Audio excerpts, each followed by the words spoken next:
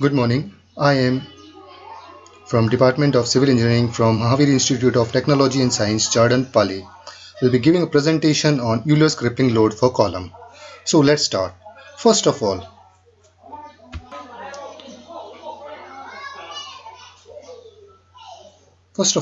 we'll discuss about column. What is column? A structural member subjected to an axial compressive force is called as column. Column is a compression member, the effective length of which exceeds 3 times the least lateral dimension. Normally, columns carry heavy compressive loads.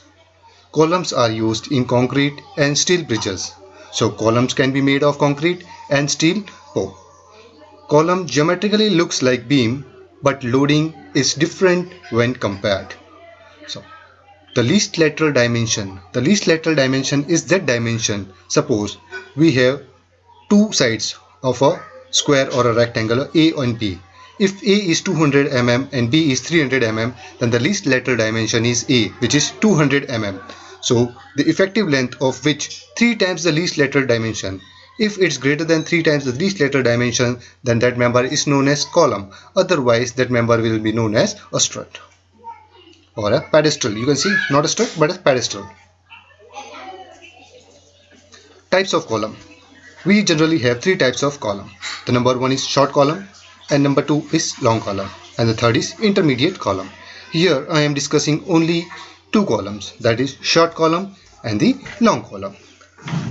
The ratio of effective length L effective upon the least lateral dimension, if less than equal to 12, then the column is known as short column.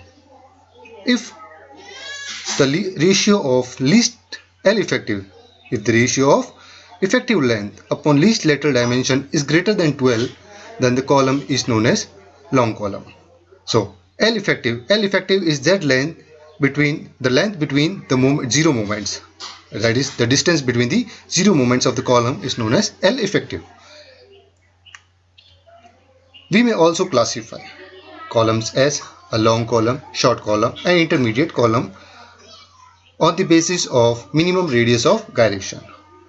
So that previous was on basis of the least lateral dimension. Now we are describing them on the basis of minimum radius of gyration.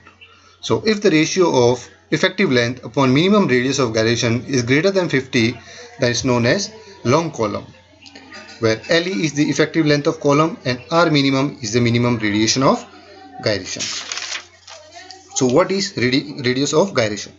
Radius of gyration is defined as the imaginary distance from the centroid at which the area of cross section is imagined to be focused at a point in order to obtain the same moment of inertia, where it is given by R. The radius of gyration here we are giving it by or denoting it by R, where R equals to under root I by A, and I is the moment of inertia and A is the area of cross section, which is described later. Short column. The ratio of effective length upon minimum radius of gyration, if less than 50, that is known as short column. Here we also have a crushing load. The load at which short column fails by crushing is called as crushing load. I would like to say that generally the short column fails by crushing and the long column fails by buckling. So we move on the next slide. Failure of column. Column may fail in one of the three conditions. Number one, compression failure of concrete or steel reinforcement. That is, either failure will be of concrete or will be due to compression of steel reinforcement. Number two is buckling, and number three is combination of buckling and compression failure. As I discussed earlier, short column fails by crushing of concrete and the long column fails by buckling of concrete. Both the points are very important considering your syllabus. Moving to the next slide. Here the real world examples. A chair with a long column is shown. You can see here on the cursor that the least lateral dimension, if this column is circular, then the least lateral dimension is the diameter. So the diameter is very small, or you can say small, in comparison to the length or the height. So this is a long column. Similar examples you can see in the real world, in the assembly halls, White House pillar, columns of the parliament, etc. Moving to the next slide. Column end conditions and effective length. So describing column, it's most important to describe the end condition and its effective length. So there are four end conditions. There are four end conditions. Number 1 is both end hinged. Number 2, both end fixed. Number 3, both end hinged and other fixed. And one end fixed and other hinged. So one end fixed and other hinged, that means a cantilever. Here LE for the different support condition. Effective length, here we are showing the effective length for the different support conditions. See, here we are in the figure 1, one end fixed and one end free. So here it's fixed and the other end is free. When we are imposing a load P, axial load P, then the least L effective, you can say L effective equals to 2L. That is for cantilever, L effective equals to 2L, where L is the length of column, or you can say height of the column, and this is the total length. L effective, that is the points of zero bending moment. Number 2 is both ends pinned. See, your A point and B point both are pinned, so the L effective will be equal to L. So total L is equals to L effective, which is equals to the original length, L effective. Number 3 is one fixed end and other pinned. See, here A end is pinned and B end is fixed. So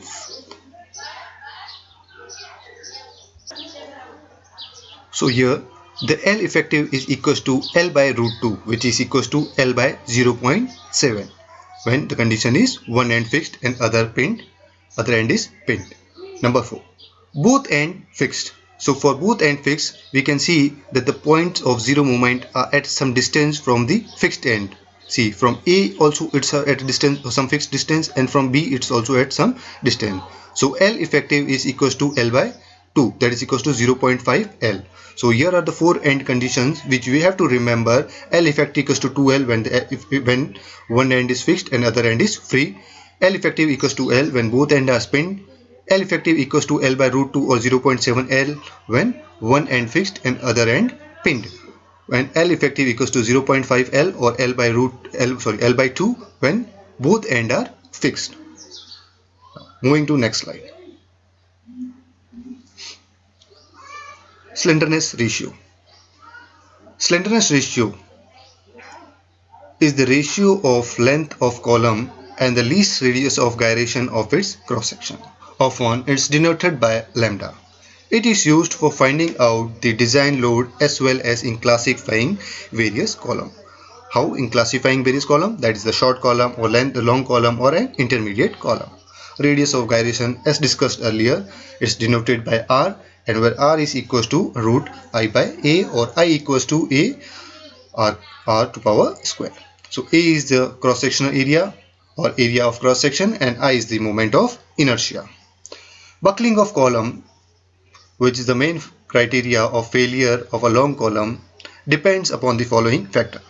Number 1, the amount of load applied, that is the axial load which is applied. Length of the column. Number 3, end condition of the column, which is very important. The length of the column or the effective length of column depends upon the end conditions of column. Okay. Cross section dimension of the column and the material of column.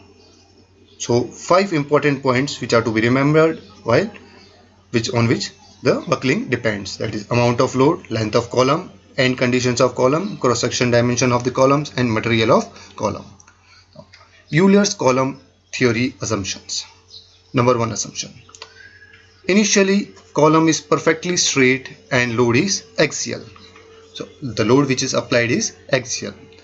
Cross section is uniform throughout. The dimension is uniform throughout. Column is perfectly elastic, homogeneous and isotropic. Length is very long as compared to the cross section, as we have discussed earlier, because we are discussing about the long column, so the length is very long as compared to the cross section. If the length is not very long, then it will become a pedestal. Failure of column occurs due to buckling. As we have discussed, failure of long column occurs due to buckling, not by crushing. So, what is homogeneous and isotropic?